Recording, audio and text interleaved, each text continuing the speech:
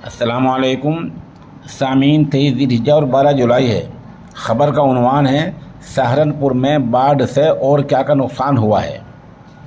सहारनपुर एक तारीख़ी शहर है। बाढ़ ने तबाही मचा रखी है। ख़बर थोड़ी तफसील से सुनिए। उत्तर प्रदेश के सहारनपुर में बारिश ने तबाही मचा रखी है। ज़िले के एक गांव नंगल में एक कमरे की छत गिरने से एक खातून की मौत हो गई है, जबकि गांव किशनपुरा में कच्चे मकान की छत गिरने से घरेलू सामान बर्बाद हो गया है। दूसरी तरफ हिंडन नदी में तुग़यानी और तूफ़ान की वजह से कई लोगों के मकानात में पानी भर गया है, मकानात पानी में डूब गए हैं। इत्तला के मुताबिक 55 साला सरला देवी आज बुध के दिन सुबह 10 बजे नंगल इलाके के कोटा गांव में खाना पकाने के लिए कुछ सामान लेने के लिए कमरे में गई थी। इस दौरान तेज़ बारिश हो रही थी। अचानक उसके ऊपर कमरे की छत गिर गई। शोर सुनकर लोग दौड़े, उसको अस्पताल ले जाया गया, जहां डॉक्टरों ने उसको मुर्दा करार दे दिया।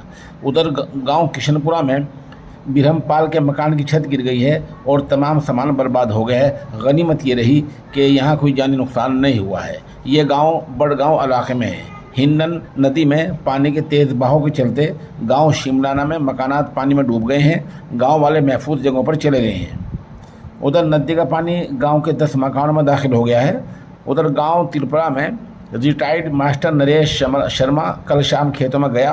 पानी ज़्यादा था, वो बचकर चल रहा था कि अचानक उसका पाँव फिसला और वो तालाब में डूबकर मर गया। बता दें कि इंतज़ामिया ने 11 राहत कैंप लगाए हैं। इन कैंपों में अब तक 552 लोग पहुंच चुके हैं। ये वो लोग हैं जिनके घरों में पानी भर गया है। मौके की चंद तस्वीर और वीडियोज़ भी हम पेश कर रहे हैं।